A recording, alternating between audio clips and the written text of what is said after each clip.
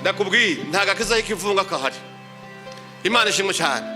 Habe n'uno munsi ntiwibaze ngo mukizwa mwese, umwe wese akizwa ku giti ciwe. Imana ishimwe cyane. Haleluya.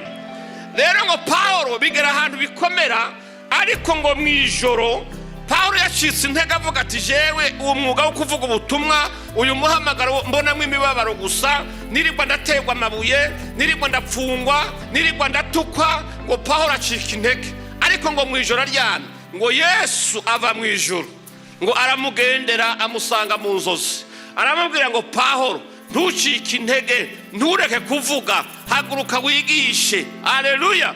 Ngo kuko nubwo ubona bakugwanya, ariko nanje muri iki gisagara ngo ndahafise benshi bazogufasha. Paulo yumva gutegwa intege, arahaguruka aragenda. Imana ishimwe cyane.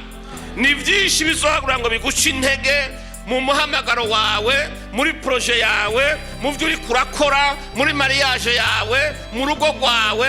Ni byinshi bigusatira kugira ngo biguteshe, kugira ngo ntiwubake izina mu gihugu, ntiwubake izina muri sosiyete, ntiwubake izina mu murimo w'Imana. Ariko nubwo bimeze gutyo, umvira ijwi rya Paulo yumvise ajyamye mu ijoro. Nawe uno munsi uri kugendere, Yesu agusubiza intege mu bugenga. Haleluya. Imana ishimwe cyane.